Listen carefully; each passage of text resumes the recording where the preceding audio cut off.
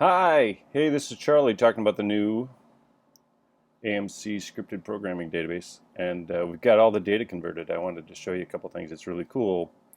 Here's a sample of one of the pitches and materials we've entered. You may see up here we've got over 9,000 pitches and materials entered. There are some duplicates. I apologize. I couldn't completely remove all duplicates, but I wanted to show you one sample one here and how they work.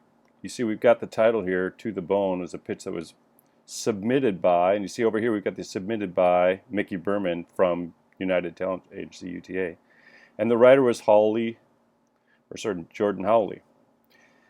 And you see the organization that submitted the piece, the piece of material here, the pitch, was United Talent Agency, which is where Mickey Berman worked or works.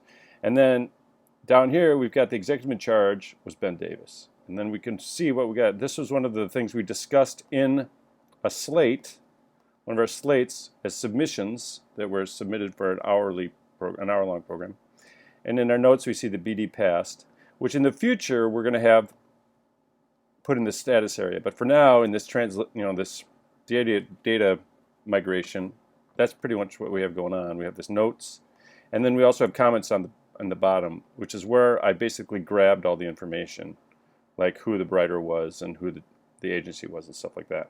Okay, so this is how it's going to look in the future, which is great. And this is how you want to enter the data. And then you'll see, like in context here, when we go look at Jordan Howley, you see here are the related contacts that he has, his manager and his agent. The one thing that surprised me here is that Mickey Berman is not listed.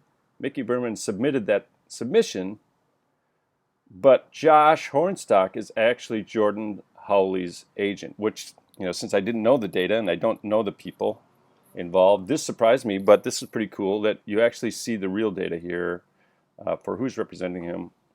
And then even though our submissions may be coming from a different level person in the company at UTA.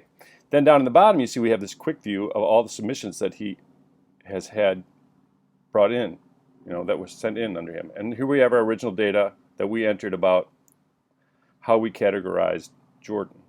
So that's pretty cool. Okay, so now the thing that I want to show you here about the new system that had nothing to do with our original concept is I put in this tab called Legacy Data. And on pitches and materials, here's all the original information that we took out of the spreadsheets and the databases and stuff like that. And I converted that into this new format. But I left it in here so that we could refer to it. So even though I grabbed all the information here and I put it in a linked format, you can click on any of these green buttons and that will take you directly to that person or that organization. Right? And you can see that context information specifically. But what is even cooler here now is I want to show you this other thing that I did with this legacy data thing. So if we go to another record, you'll see suddenly there are some things in here where it says see legacy data. So we see down below that it was written by Paul Schrader. Well, I was able to grab Paul Schrader, right? Cool. It was submitted by Harry Uffland. Well, I didn't know who Harry Uffland was or what company he was with. So I put in this thing called see legacy data. And when you click on that, it takes you to this legacy tab, and then you can review it again, and you could enter in that data now if you wanted to, if you knew what it was. If Harry Uffland is working for a specific company, I just didn't know that data, so I left you the ability now to add in Harry as an auspice here, an external contact, as needed. Now there are lots of, and then I didn't know where Harry worked. Now one thing with that Brian asked for was to be able to store all this information as it occurred when we did the deal. So he wanted to be able to see the company. Now one thing I noticed as I was converting all this data is a lot of these agents have switched companies. And of course a lot of the companies have actually switched names. Like William Morris Agency became William Morris Endeavor. And so now abbreviations that we had for WMA with an agent name has become WME with a different agent's name, or actually like that agent who worked at WMA is now working at Paradigm or something like that, right? So I put in this ability to add organizations here so that you know who the organization was that originally submitted the piece or started the deal, even though the agent might change. And that's how we built the database originally. I just didn't really realize it would be so valuable. So again, this legacy data thing is pretty cool, and it's got different data in here based on, this is dev slate data, so I put a title on it. Some of there'll be data from Erica's master subs list, from Allegra's master subs list, from Byron's database, stuff like that. The original master writers list and the staffing database list. So all that legacy data is in here.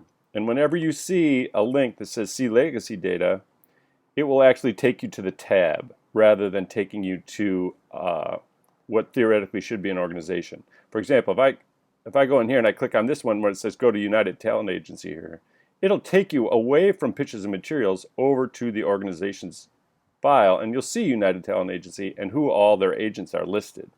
Okay, and then you can click on any of their agents.